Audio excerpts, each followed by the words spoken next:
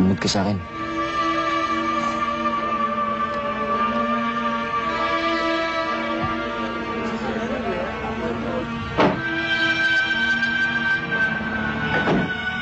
Sigurado ka ba? Gago! Hindi ba nakita? Eh, di banata na natin? Hindi tayo nakakasiguro. Eh, anong gusto mong gawin ko? Tawagan mo mga kasama natin. Ayoko kung makita ako sa labas.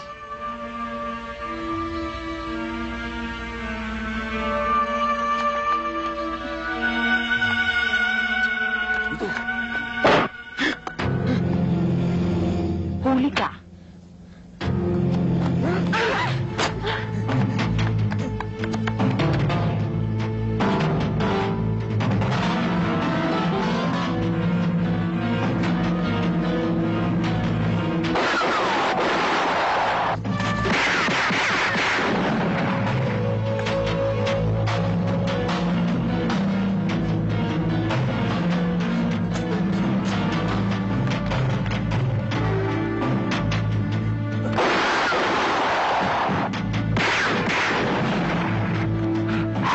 Ano na putok na yun?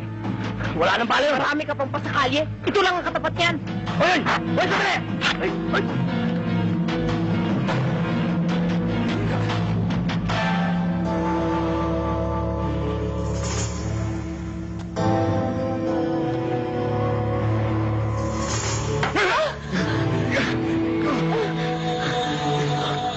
Sinasabi ko na nga, be. Basta kalbo, walang ginagawa magaling. Ay, tinignan po ng gago. Hindi dudulas ang balak sa loob mo. Gago ka! Huwag ka susunod! Eh, kung gusto ko.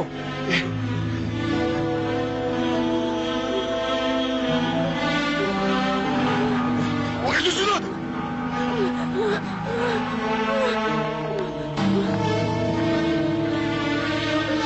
Huwag ka na namin! Bibitawan ko ito! Tarantado ka, bakit tulak ka ng kapa mo? Anong kapwa? You know, Bibilang ako ng 3! Hindi ako nagbibiro! Bibitawan ko ito! ulol! Kahit na hanggang 10, talagang hindi mo bibitawan yan. Dahil pag binitawan mo yan, sasambulot kayong dalawa. Kaya ang mabuti pa, pakawalan mo na yung babae para mag-isa ka lang sumambulat dyan. Ano ako? Gago! Ano ba sa palagay mo? Ulol! May pati ka nga! Hindi mo naman kaya putok yan! Oh, sino nagsabi sa'yo? Ako! Ako ang may sabi! Huwag mong papuputok yan, baka tamaan ako! Sila ang ulo niyan, hindi yan nagbibiro!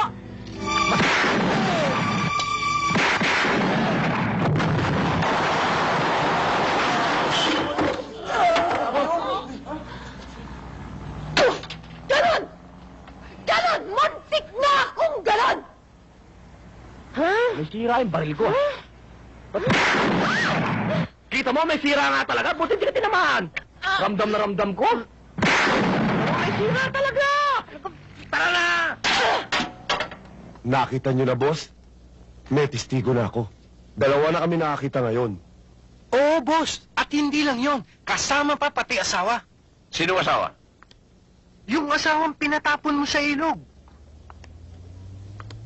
Sigurado ka? Oo, boss. Sigurado ko. Palagay nating totoo. Pero 2 kayo. Wala kayong nagawa laban sa isang tao?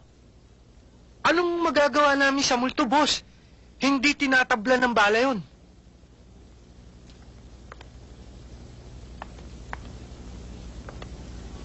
Tanga, tanga, tanga, tanga! Alam nyo, mabuti pa ang mga sirang ulo. May ospital. Pero sa mga tangang katulad nyo, ala!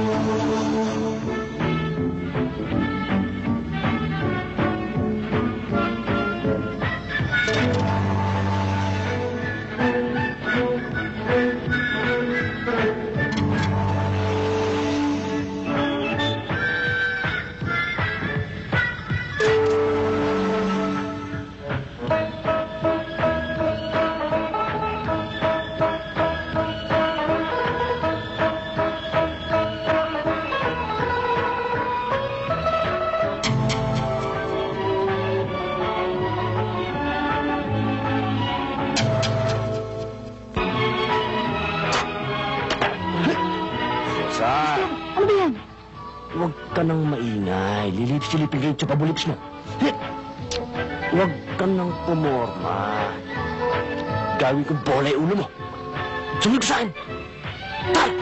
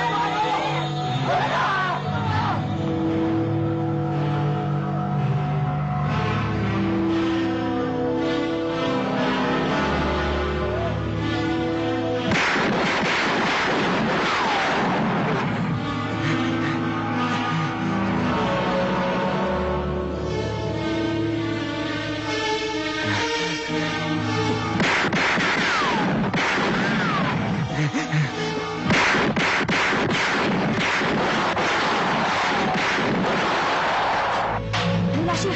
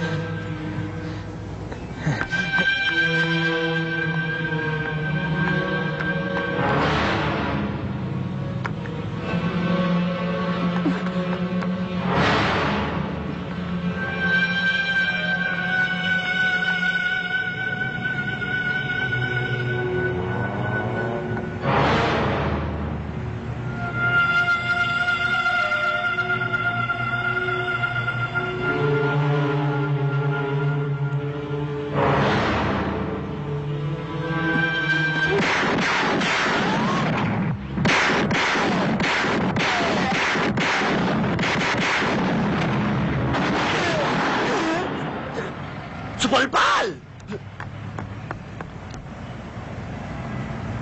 Ha? Strike 3 na! At kung gusto mong strike 4, ganon? Ipapapatay mo ba ako? Ikaw talaga kahit kailan, mahina ka eh. Hindi mo ginagamit yung utak mo. Alam mo sa laban, ha? Ito tatanda mo. Dapat, pinag-aaralan mo yan. Pinagpaplanuhan. Yun ang tinatawag na tragedy.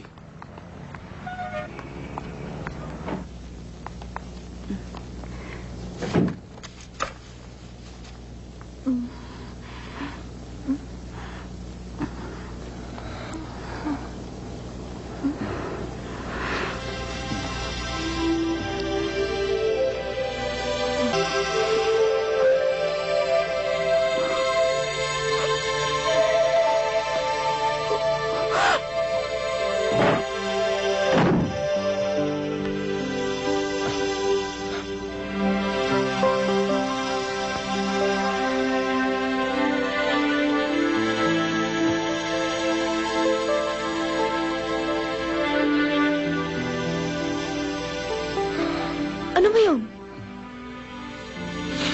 Wala.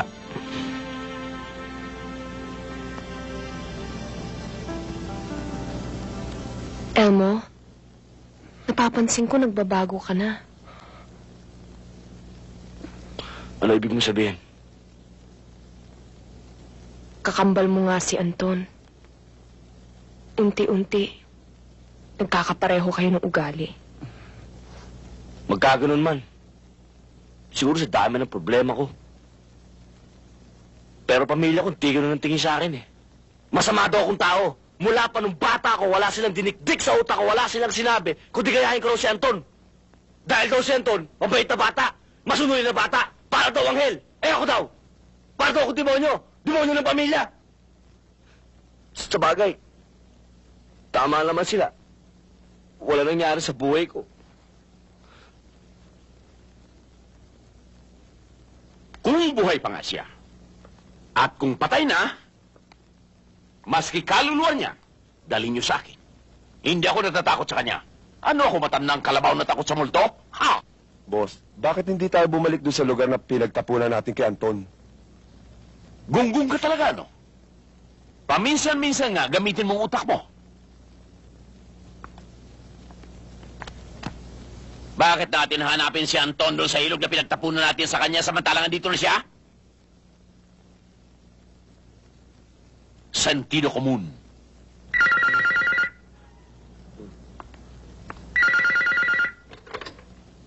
Hello? La Rosa, natatandaan mo pa ba ako? Paano kita matatanda ang pendeho ka? Hindi naman kita kilala.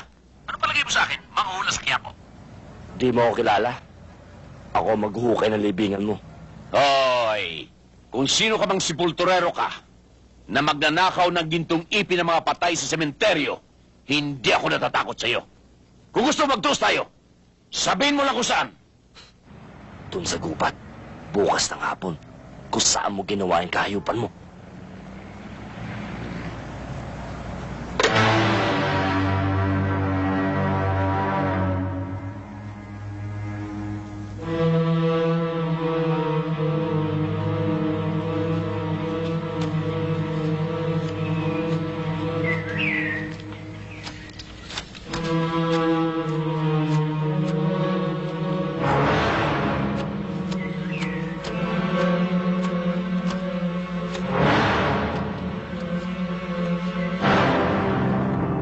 Boss, baka naman sinusubukan ka na animal na yan. Alam ko, nakikita ko, hindi ako bulag! Huh. Kung inaakala niyang mayayanig ako sa mga katarantaduhan niya, subukan niya magpakita sa akin. Anton! Kung tao ka man, uunggoy sa gubat! Magpakita ka! Tulad ng sinabi mo, para matapos na tayo!